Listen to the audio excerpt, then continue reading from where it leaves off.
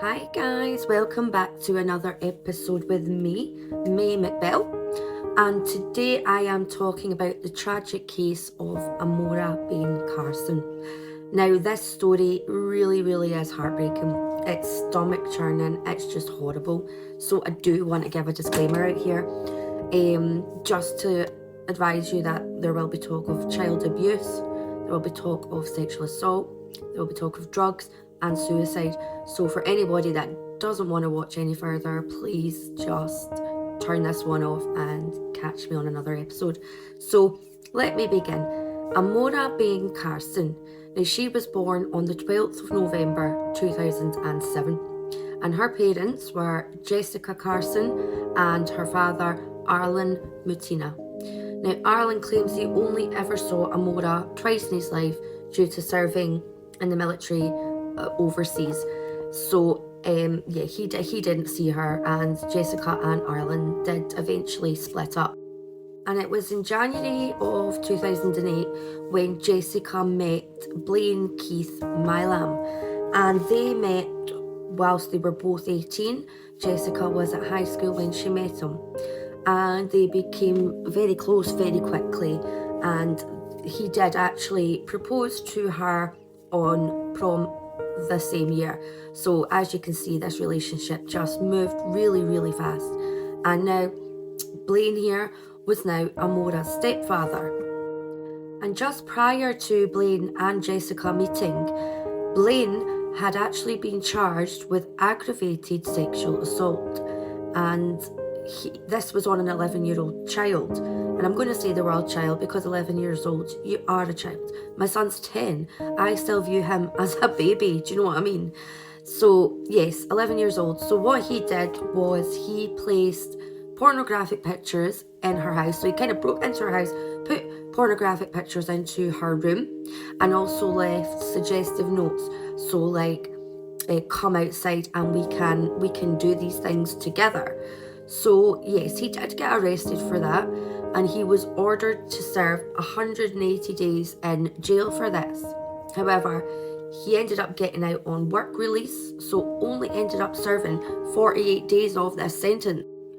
And if I could just make it clear that Jessica was well aware of this charge, as she actually attended the hearing with him.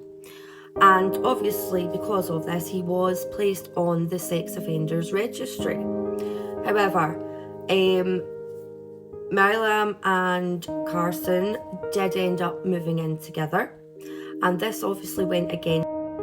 So Jessica and Blaine were actually living together, and this was completely against the rules because Blaine was ordered by the courts that he was not to be within 200 feet of where children gather.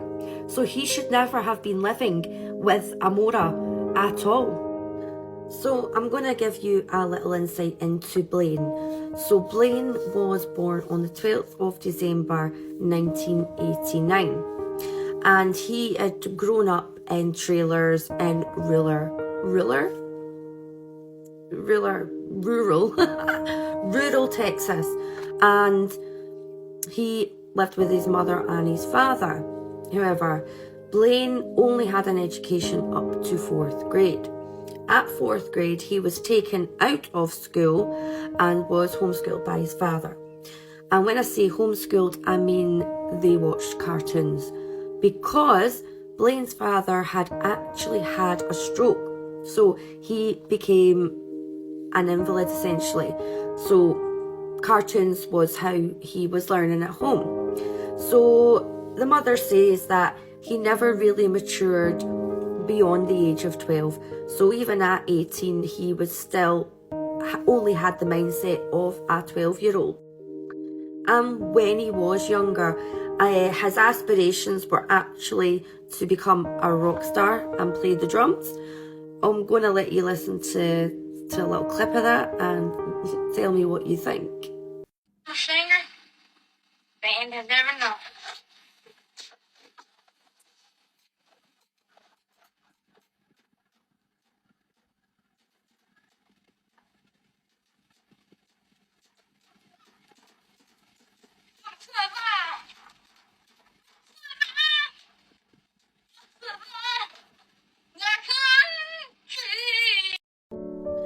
And it's also said that Bain actually developed quite a bad drug habit mainly with meth, and he was an on-off sort of user. It's also said as well that Bain did try to take his own life on more than one occasion. Now, with Jessica Carson, I couldn't find out too much information about her younger years, but some sources do say that she did have a bit of trauma, and I do know that her father committed suicide when she was only 10 years old, and she was actually the one to find his body. Now, that would take its toll on anybody. Like, I couldn't imagine walking in to see one of your family members lying on the floor after, taking their own life, or even without that. I just dread to bear the thought of that. It would just be absolutely horrible. So Bain and Jessica's relationship seemed to be okay. However, at one time they did have quite a substantial argument that a friend of Jessica's did witness. So basically, Bain had taken a gun into Jessica's car, and he was threatening suicide. So at this point he tried to leave in Jessica's car, but Jessica jumped in the car, and then he was mad and shot a hole through the floorboard. Others have described Bain as quite, what's the word, he's quite controlling and have had a short fuse. But others have described him as passive, so we can only go on opinions, and I really don't know. But after hearing of the incident with the gun thing, it sounds like he's a bit maybe out of control. So at the moment, Bain and Jessica are living in Longview in Texas, and they get a bit of bad news in September that Bain's father has passed away. So after this, they decide the best thing to do would be go out and buy a Ouija board. Now, I don't know why you'd want to do that, but anyway, they go out and buy a Ouija board and bring it back to their house. And then they start asking questions to try and get answers from their fathers. So Jessica's asking her father only things that he would know, and gets an answer which makes her believe that she's actually speaking to her father.